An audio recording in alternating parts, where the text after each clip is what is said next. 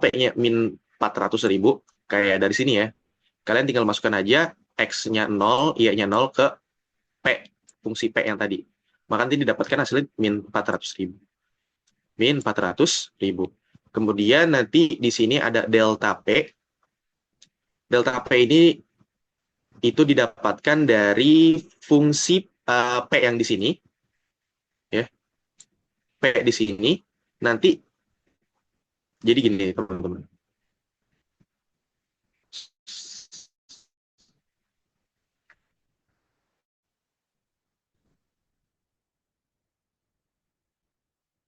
Tadi tuh P-nya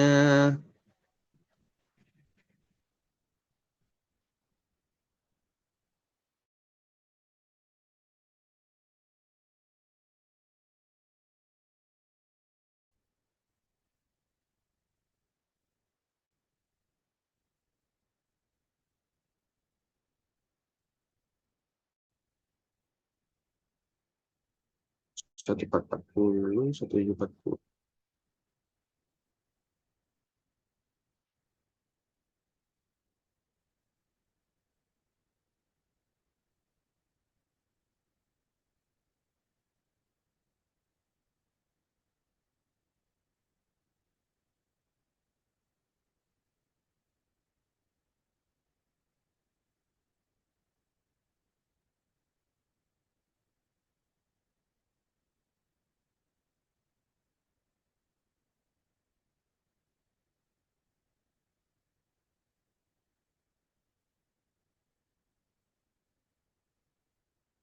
Bentar ya, kalau lupa, bentar.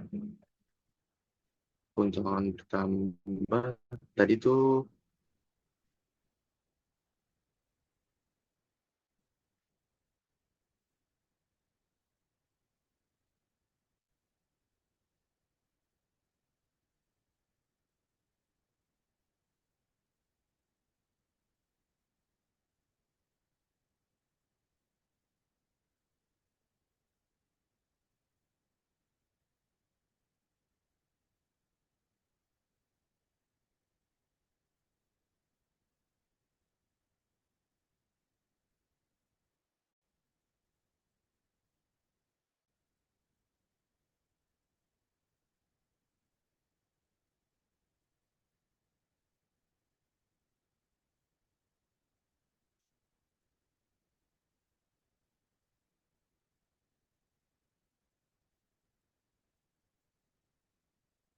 'Ah, gini dulu aja nih. Sebelum sebelum ke sini, sebelum ke sini, kita coba perhatikan ini dulu. K, X, K, Y, K, P sama ini tadi amplitudo K ya. Nah, tadi yang pertama iterasi 0 itu dimulai dari 0, 0, kemudian min 400.000. Didapatkan nolnya dimasukin ke sini, nanti dapat min 400.000. Kemudian ini dapat dari mana? Ini didapatkan dari sini, di soal. Amplitudo nolnya itu dari 1/16. 1/16 itu hasilnya adalah 0,06250 ya. Nah, kemudian XK di sini itu sebenarnya berasal dari rumus yang ada di slide sebelumnya. Jadi kurang lebih rumusnya itu adalah X0 ini yang di atas ditambah ini 0,6250 dikali do P per do X-nya. Do P per do X-nya. Jadi kurang lebih nanti itu adalah 0 ditambah 0,0625 ya, ini 0,625 dikali dengan 1440. 1440. Nanti didapatkan hasilnya 90. Lakukan hal yang sama untuk yang YK-nya, nanti didapatkan hasilnya adalah 108,775. Nah, kemudian untuk delta P-nya itu adalah min 400.000, nanti ditambah sama ini, kalau nggak salah nih. Coba kalau Haikal hitung di sini 400.000 ditambah dikurang, coba kurang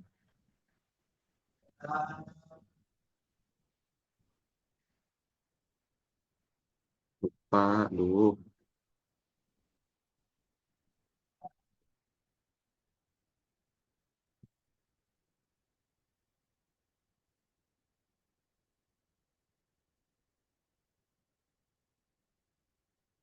Oh enggak teman-teman, delta P-nya ini didapatkan dari do P per do X-nya. Tadi do P per do X dari sini itu 1440, ini 1740.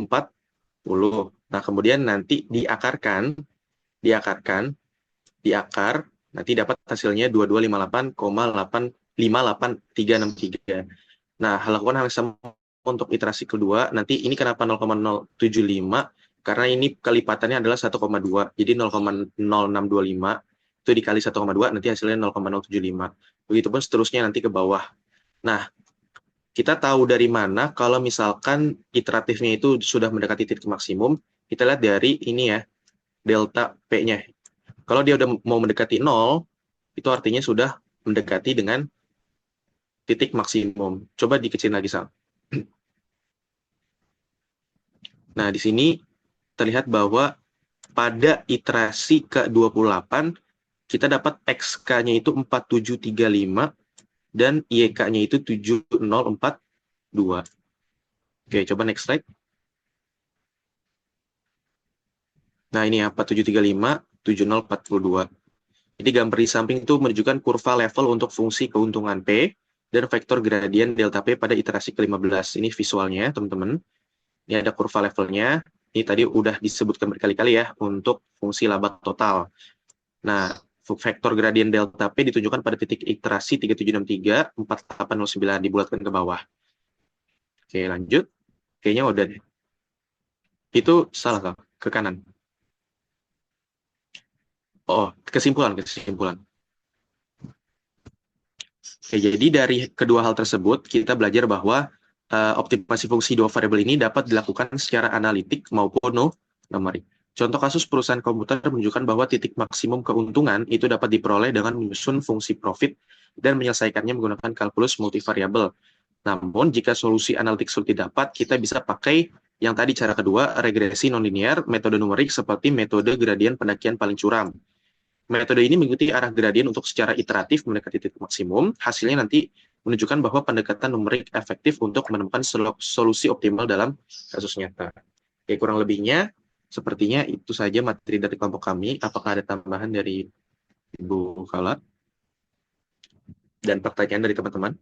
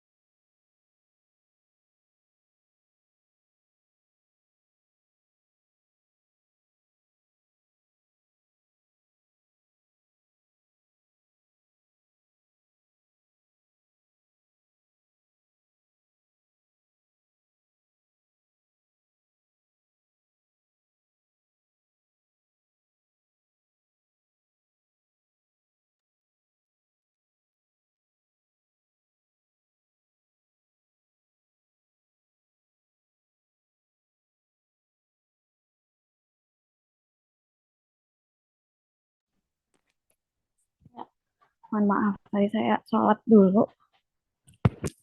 Karena teman-teman ada pertanyaan atau komen untuk kelompok 6. Sorry, 7 ya. Kelompok 7.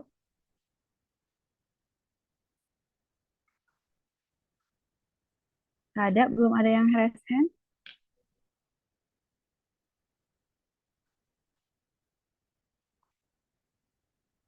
Gimana tadi?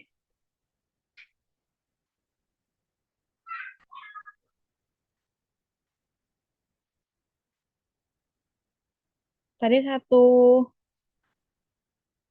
model aja ya dari Haikal ya.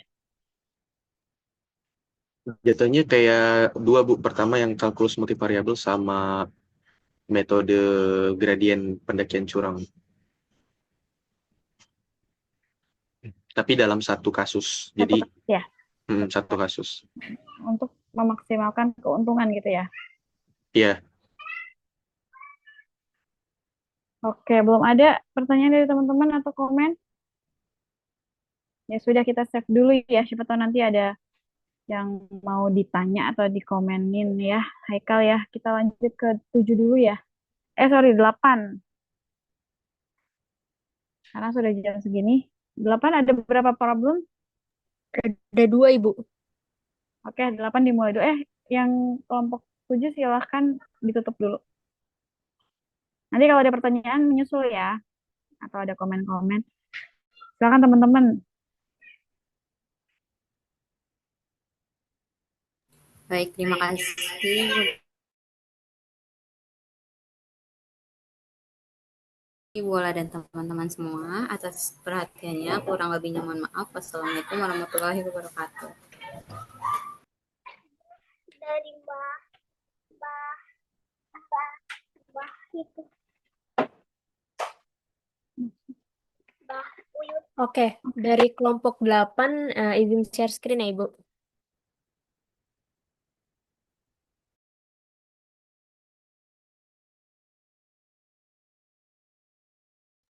Assalamualaikum warahmatullahi wabarakatuh. Selamat sore, Bu Ola dan teman-teman semua.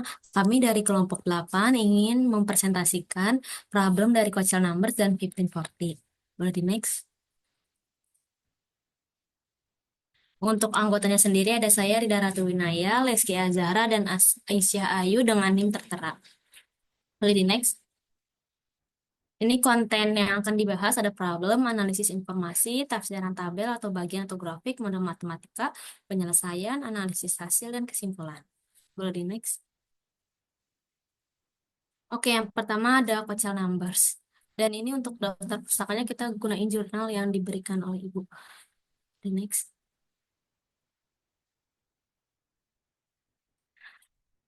Yang pertama, Wolfgang Amadeus Mozart, salah satu komponis paling berpengaruh dari era klasik, lahir pada 27 Januari 1756 di Salzburg dan meninggal pada 5 Desember 1791 di Wina. Sepanjang karirnya, ia mengubah lebih dari 600 karya musik. Ludwig von Kochel, seorang ahli botani, mineralogi, dan pendidik asal Wina, menerbitkan katalog kronologis lengkap dari karya-karya Mozart pada tahun 1862. Dalam katalog ini, setiap karya Mozart diberi nomor Kochel secara berurutan berdasarkan tanggal komposisinya. Misalnya, opera Mozart berjudul The Magic Flute diberikan nomor Kochel 620, yang menunjukkan bahwa itu adalah karya ke-620 secara perkiraan yang ia gubah. Karya-karya yang dia selesai Karya-karya yang diselesaikan dalam waktu yang sama diberi nomor tambahan seperti K69, K69A, dan seterusnya. Berarti next. Yang pertama ini ada analisis informasinya. Mozart lahir pada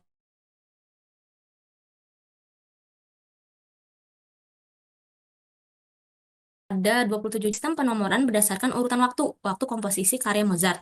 Tersedia beberapa data berupa pasangan waktu penyelesaian karya dan nomor Kochel. Boleh di next. Nah, ini ada datanya, ada tabel waktu penyelesaian karya. Waktu penyelesaian karyanya terus ada, sebenarnya ini nggak ada umur, jadi kita hitung dulu nanti umurnya. Selanjutnya ada key number 65, terus ini karya dance musik. Berdasarkan tabel yang disediakan, kita mengubah tanggal selesai komposisi menjadi umur Mozart dalam tahun, karena kita tahu tanggal lahirnya. Contohnya, K65 selesai saat Mozart berumur 13,0 tahun atau 13 tahun. K620 selesai saat Mozart berumur 35,7 tahun. Kita perlu mengubah tanggal menjadi umur Mozart dalam tahun desimal agar bisa dipakai sebagai variabel waktu atau X. Masalah ini dapat dimodelkan secara grafis sebagai hubungan linear antara umur Mozart dan nomor Kochel atau Y. Boleh di next? Nah, ini ada model matematikanya, specify the mathematical problem. Sebuah komposisi baru karya Mozart yang diselesaikan pada 1784 telah ditemukan. Nomor Kochel berapa yang seharusnya diberikan untuk komposisi tersebut. Jadi intinya kita diminta untuk menentukan nomor Kochel yang tepat untuk sebuah karya Mozart yang baru ditemukan agar sesuai dengan urutan kronologis karya-karyanya yang lain.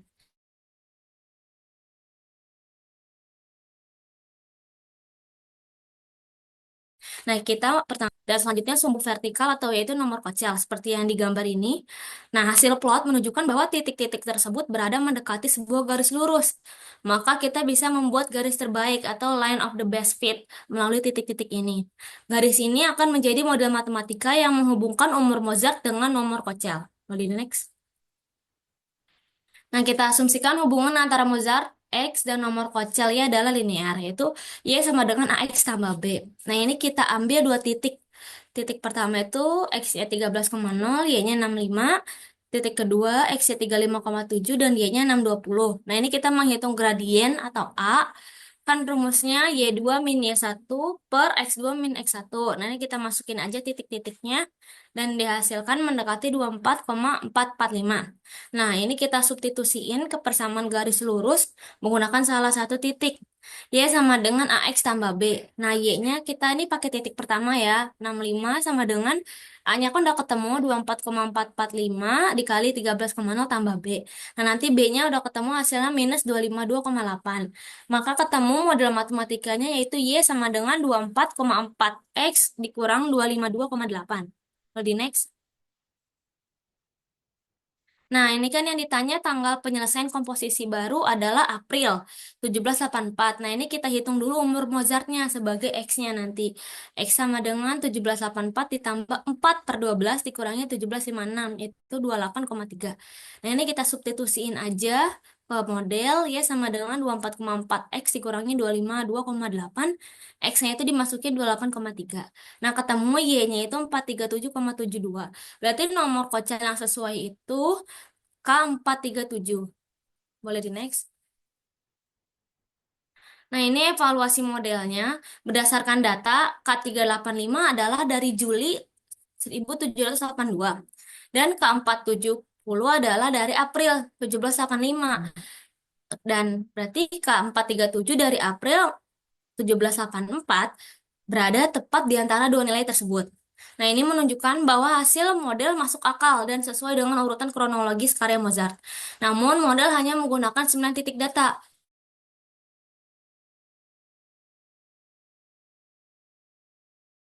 Misalnya dengan kalkulator grafik atau software statistik. Mau di next.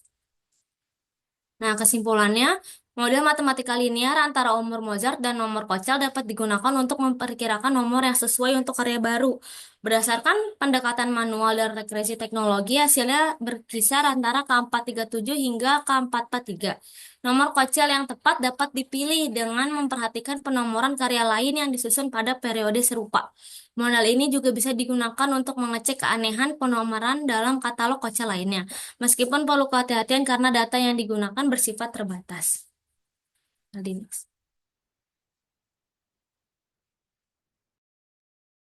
Selanjutnya masuk ke problem 1540. Nah, untuk sumbernya juga diambil dari buku yang Bu Haula kasih. Nah, untuk kesalahannya berdasarkan data dari Hasibolden pada tahun 2015, tunggal putri Serena Williams mengalahkan Garbine Muguruza dengan skor 6-4, 6-4. Lalu tunggal putra Novak Djokovic mengalahkan Roger Federer dengan skor 7-6, 7-1, 6-7, 10-12, 6-4, 6-3.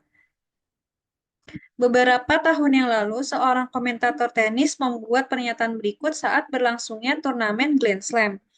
Seorang pemain putra papan atas memiliki peluang 50-50 untuk memenangkan game hingga 15-40 saat servis. Nah, selanjutnya untuk analisisnya, masalah matematis, berapa besar peluang yang bisa kita berikan terhadap kemungkinan menang dalam satu game servis dari 15-40. Nah, di sini ada datanya. Nah, di sini ada pesertanya ya. Untuk tunggal putri ada Williams,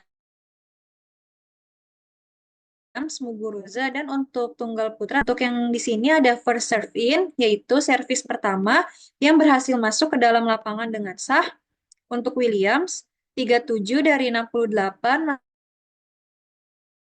masuk 54%, satu masuk 70%, untuk Djokovic 95 dari 145 masuk 66%, dan untuk Federer dari 94 dari 111 masuk 67%. Nah, lalu yang kena yaitu poin yang dimenangkan. Nah, di sini bisa terlihat Williams 38% dan seterusnya sampai Federer 70 dari 74%. Selanjutnya untuk winning second serve, yaitu poin yang dimenangkan saat pemain melakukan servis kedua karena servis pertama gagal. Nah, untuk Williams 11 dari 31 masuk 35%, dan seterusnya sampai Federer 23 dari 47 masuk 49%. First serve in ini bisa kita misalkan sebagai R, lalu untuk kita misalkan sebagai F, dan untuk winning second serve ini bisa kita misalkan sebagai S.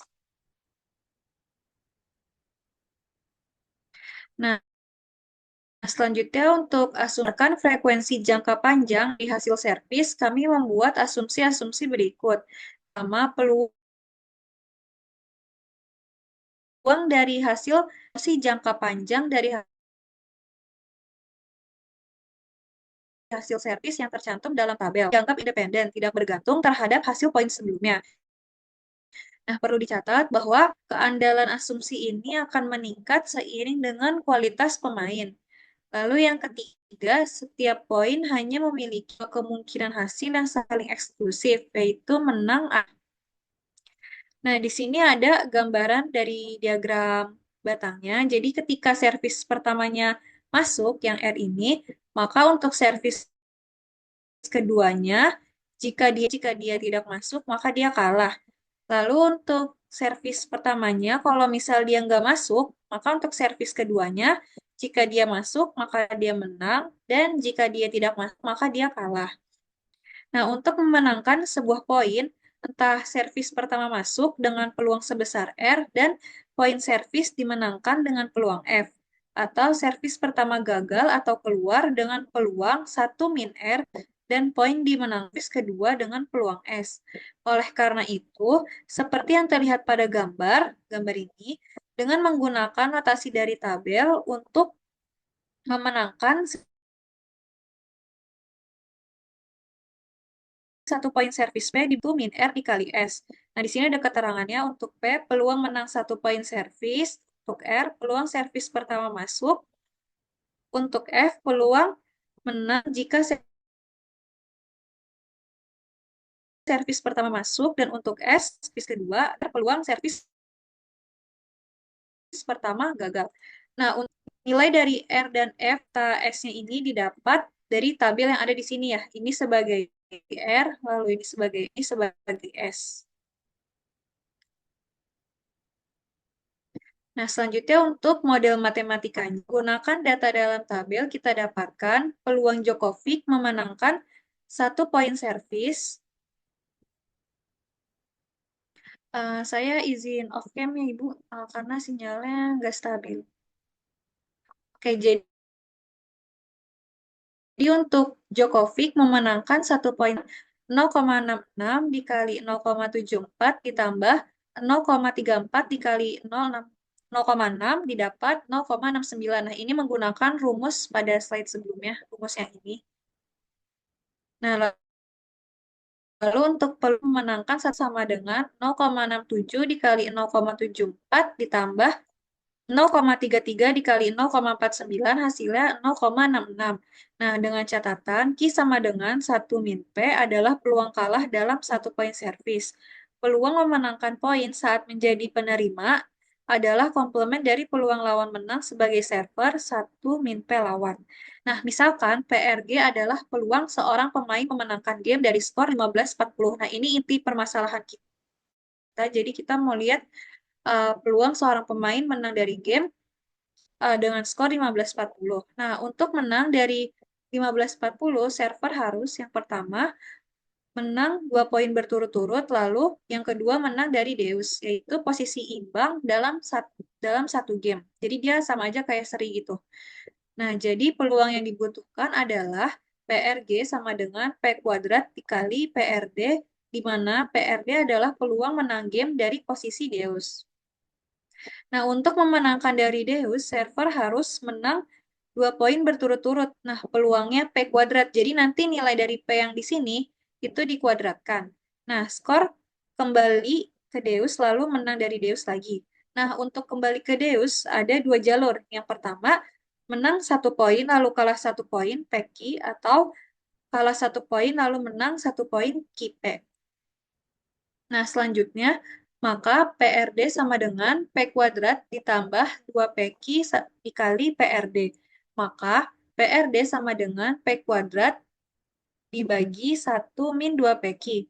PRD sama dengan P kuadrat dibagi 1 min 2P ditambah 2P kuadrat. Nah, karena Q yang ini nih, Q yang ini sama dengan 1 min P. Nah, jadi PRG sama dengan P pangkat 4 dibagi 1 min 2P ditambah 2P kuadrat. Nah, jika hasil P-nya sama dengan 0, maka PRG 0. Dan jika P sama dengan 1, maka PRG sama dengan 1 sebagaimana seharusnya terjadi. Oke, selanjutnya ada interpretasi hasilnya. Jika kita menggunakan nilai untuk Federer, yaitu yang peluangnya tadi 0,66, maka kita dapat PRG-nya 0,34. Artinya, peluang si Federer ini untuk memenangkan game dari posisi 15-40 itu 34%. Terus kita hitung untuk yang Djokovic, maka peluangnya sekitar 40%. Nah, untuk memenuhi klaim komentator, peluangnya 50-50, kita harus menyelesaikan persamaan yang P pangkat 4 per 1 min 2P plus 2P2 sama dengan 0,5. Karena kan katanya 50/50. Terus,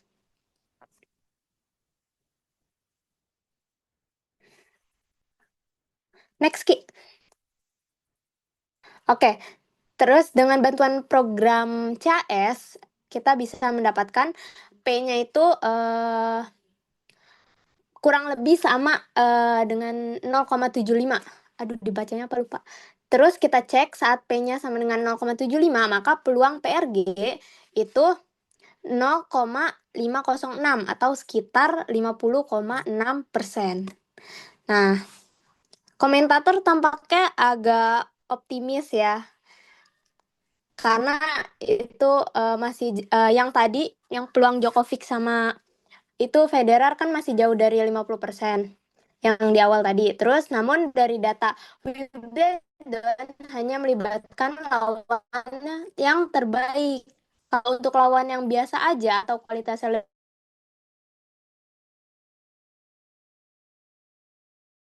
lebih rendah, perkiraan mengumpulkan data dari seluruh servis Djokovic pada 7 pertandingan Grand Slam atau 728 poin servis, bisa kita peroleh R-nya itu 0,707, F-nya 0,77, S-nya 0,636, dan P-nya kita dapati 0,731.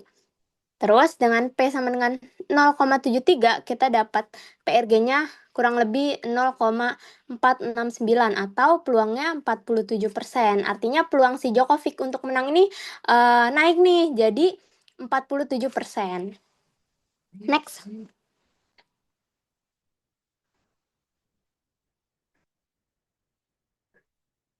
Oke, di sini ada evaluasi modelnya. Menggunakan 728 poin servis Djokovic sebagai sampel, kita bisa menghitung interval kepercayaan 95%. Standar error dari sampling distribution of proportion adalah SE sama dengan akar dari P bintang dikali 1 min P bintang per N. Dengan P bintangnya itu 0,73 dan N-nya 728. Interval kepercayaannya bisa kita dapetin P lebih dari sama dengan 0,698 kurang dari 0,764, atau kalau kita terjemahkan menjadi peluang menang game itu PRG-nya lebih dari sama dengan 41%, tapi kurang dari sama dengan 53%. Dengan catatan, sebagian lawan Djokovic itu pemain Grand Slam. Menghadapi pemain yang biasa, peluang menangnya bisa lebih besar. Next.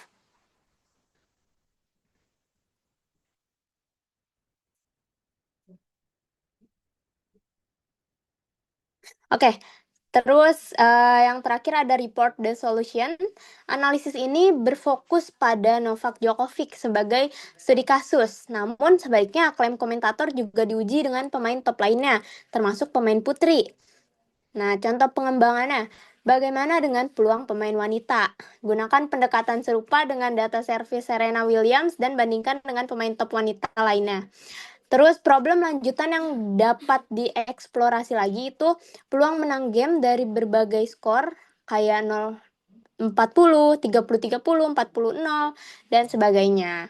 Sebagai contoh, kalau misalnya kita hitung peluang menang dari posisi 40-0, itu PRG-nya bisa kita dapetin nanti P dikali 1 plus Q kuadrat ditambah Q pangkat 3 dikali PRD. Dengan P-nya 0,73 bisa kita peroleh kalau misalnya PRG-nya tadi rumusnya kayak gitu, kita peroleh PRG-nya 0,998 yang berarti peluang menangnya itu wah hampir 100% gitu. Oke. Nah, sekian pemaparan dari kelompok 8. Kurang lebihnya mohon maaf.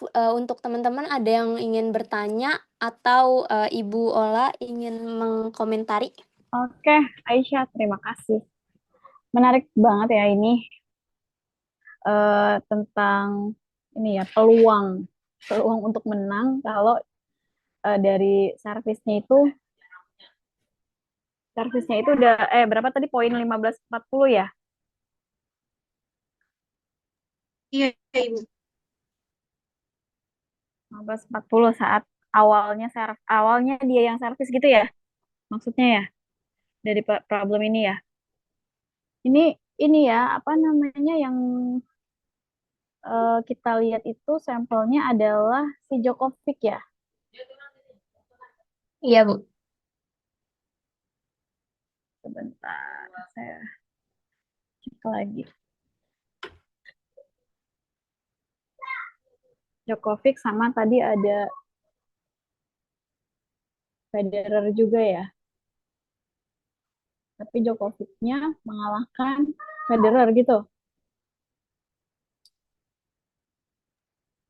Iya, peluangnya yang si Djokovic lebih besar. Iya kayaknya. Mm-mm. Iya, Bu. Seperti itu.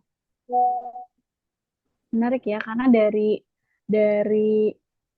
komentator aja bisa dijadiin oh ya udah coba kita dicek pemodelannya ya. Ini bisa juga nih untuk selanjutnya kalian bikin pemodelan selanjutnya nih untuk datanya Serena William ya. Buat nanti setelah UTS bisa dikembangkan lagi ya kan sebagai inspirasi. Tapi ini yang terakhir tadi di di slide ke berapa nih? 20 ya, coba cek.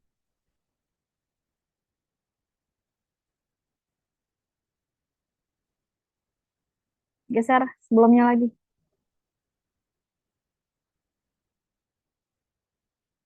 Ini slide Iya, ini kan tadi katanya Djokovic ini 20, Ibu. 40% ya. 40%. Kemudian dia naik 47, kenapa ya? Oh, karena datanya beda. Ini kalau yang 7 Iya. pertandingan Grand Slam ini. Kalau tadi Iya, Bu. Kalau yang berdasarkan 40 cuma yang awal yang di satu pertandingan itu doang. Kalau ini yang dari semuanya itu. enggak ini mungkin yang 40% ini yang Wimbledon ya. Iya, benar. Kemudian kalau ditambah dengan pertandingan yang Grand Slam ini, jadinya dia peluangnya 47%.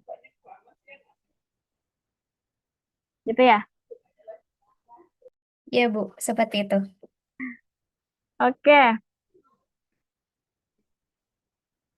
Sebenarnya yang kalian lihat ini kan juga yang kalian udah baca duluan itu sebenarnya bukan pekerjaan semalam ya, pasti dilakukan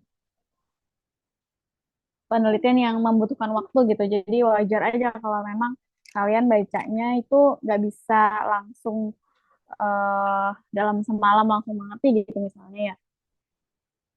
Kemudian yang Kochel numbers, saya mungkin mau konfirmasi aja sih. Jadi ceritanya kadang kan kalian kadang suka tempel di PPT kalian tuh kurang lengkap ya. Maksudnya terdengar nggak? Halo? Terdengar, Ibu.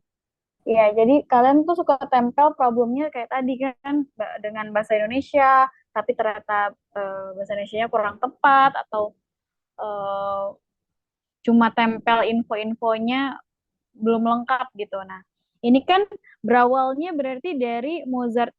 Mozart ini kan banyak karya gitu ya. Kemudian Kocal bikin eh, buku gitu ya, semacam buku yang isinya karya-karyanya Mozart gitu, tapi diberi penomoran. Benar begitu ya? Iya, Ibu, benar. Dan disebutnya sebagai nomor Kocal gitu ya. Dan ternyata ini eh, antara nomor Kocal dengan umurnya si Mozart ini ternyata linear gitu ya, ditemukan ya. Jadi kita bisa bikin pemodelannya gitu. Benar seperti itu?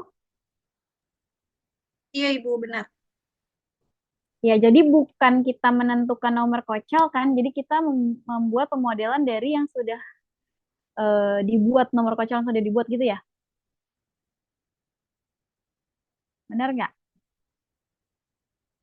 Ya, benar, Bu. Iya, jadi kita buat pemodelannya aja dan ternyata pemodelannya itu linear loh gitu ya. Jadi Iya. sudah ada tabelnya. Ini tabelnya mungkin cuma sedikit ya. Misalnya Kocal numbernya kan 65 gitu yang tadi ditampilkan di slide. Itu pada saat umur Mozart 13, kemudian Kocelnya lagi 176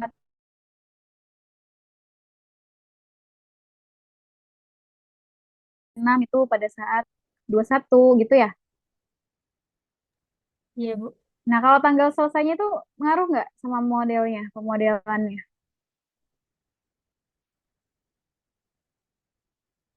Nggak, dari tahun selesainya. Apa pengaruh juga? Harusnya sih pengaruh, Bu, tahun. Kan nomor Coachella dari tahun. Coba kamu baca yang ini deh, yang slide ke 5 dari slide kamu. Kamu tuliskannya saya nggak tahu, karena ini kan nggak ditampilkan sumbernya ya. Sebelahnya, sebelumnya.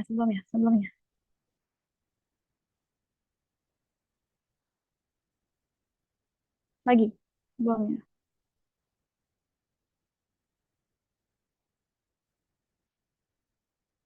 Apakah dari tahun? Baca deh. Kamu di sini disebut kalau Kocel 620 adalah karyanya yang nomor 620 gitu. Karyanya yang ke 620 katanya. Bukan dari tahun. Tadi yang tadi. Tadi yang tadi.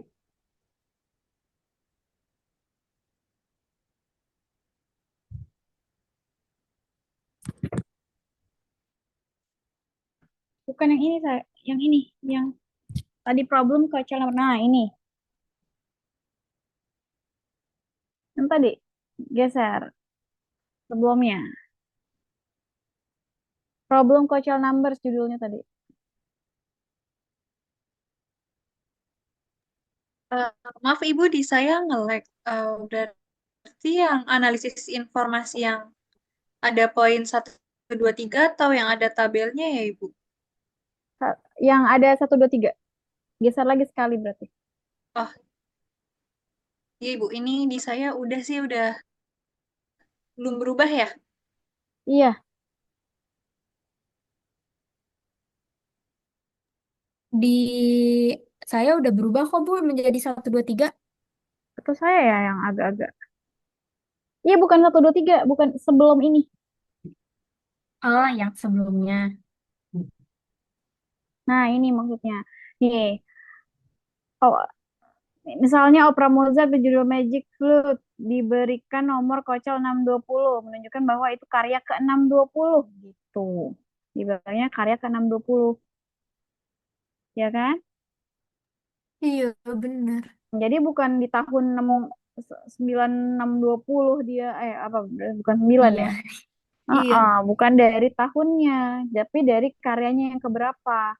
Cuma itu ternyata linear dengan umurnya. Jadi dia itu produktifnya sesuai umur gitu ya. Jadi nih bisa dilihat dari tabelnya 13, umur Mozart 13 gitu kan. Itu ternyata udah ngasilin dance music itu karyanya dia yang ke-65 gitu kan. Di umur ke 31,6, umur Mozart ke 31,6. Itu udah ngasilin karya 525 gitu. Itu kan sebenarnya berarti semakin dia tua semakin banyak gitu ya. Nah, ini di eh, apa namanya? Yang penulisnya harusnya ditulis ya, ini siapa yang bikin pemodelannya harusnya ya dari sumbernya. Nah, ini tuh dia buat pemodelan ini gitu sesuai umurnya, usianya si Mozart dengan si Kochel Numbers. Kochel Numbers ini merupakan karya ke-nya si Mozart gitu ya. Benar seperti itu? Ya, Ibu.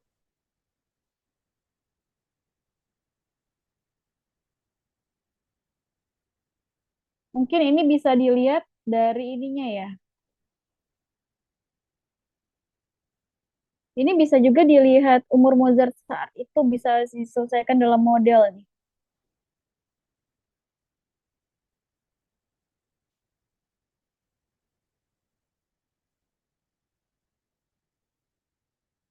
Di penyelesaian itu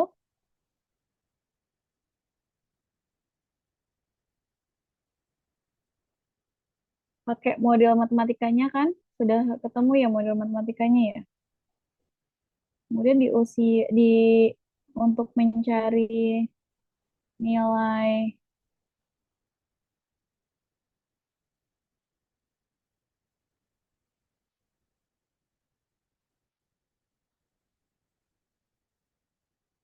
ini yang penyelesaian problem. Yang slide ke berapa tuh? Ya, ya, setelah ini. Nah, ini umur Mozart saat itu ditemui 28,3 ya. Iya, Ibu. 28,3. Ini 4/12 dari mana? 17,84 ditambah 4/12 dikurang 17,56. 4/12 itu April, Bu. April dari 12 bulan. Jadi April bulan keempat. 17,56-nya tahun apa? 1756-nya itu kayaknya sebelumnya deh. Sebelum apa? eh Apa ya? Lahirnya kan. Ah, iya benar. Gimana? Iya, jadi ini mau lihat kalau pakai model ini tadi, modelnya kan dapet tuh yang Y sama dengan 24,4X dikurang 252,8. Jadi dia pengen tahu pas umur 28,3 gitu ya dimasukkan. Nah, Kochel numbernya berapa? Y-nya 437,772 gitu. Dari data tabel ini dibuat pemodelan, kemudian jadi mudah untuk mencari nomor Kochelnya gitu. Dengan pertama-tama kan kadang-kadang kita pengen tahu nih misalnya pada tahun segini terus kita cek umurnya Mozart berapa, kita masukkan ke dalam bentuk pemodelannya, ternyata keluar Kochel number yang segini. Nah, ntar dicek di tabelnya bener apa enggak itu. Kalau bener ya berarti pemodelannya sudah benar. Karena itu datanya ada, tapi di paper itu Nggak dituliskan ya? Yang lengkapnya ya, kocal numbernya ya, data lengkapnya ya?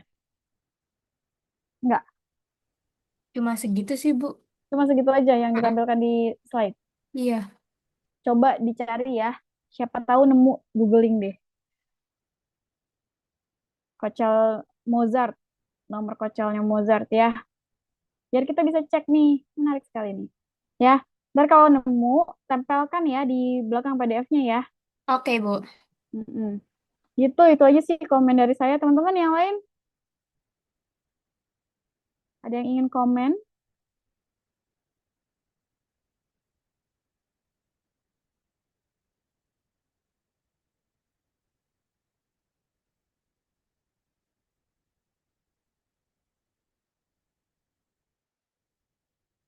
Nggak ada, cukup. Ya sudah, saya cukupkan deh ya. Insya Allah kita ketemu offline ya, hari Selasa tanggal 6 insya Allah. Dan ini juga masih tentatif jadwalnya karena dari Mas Bani juga belum keluar jadwal untuk pekan kedua UTS-nya ya. Ada pertanyaan sampai sini? Bu, untuk revisian TPT-nya batasnya sampai kapan ya, Bu? Batasnya dari sampai sebelum UTS ya. Misalnya UTS kita hari Selasa, berarti Seninnya gitu. Iya, Bu. Makasih, Oke, Bu. kelompok ini silakan ditutup dulu. Oke, baik Ibu. Terima kasih atas tambahannya dan buat teman-teman semua terima kasih atas waktu dan perhatiannya. Kurang lebihnya mohon maaf. Wassalamualaikum warahmatullahi wabarakatuh. Waalaikumsalam warahmatullahi wabarakatuh. Oke, teman-teman, terima kasih banyak kebersamaannya selama pertemuan 1 sampai 7 ya. Mudah-mudahan hasilnya maksimal di UTS dan juga tugas-tugasnya.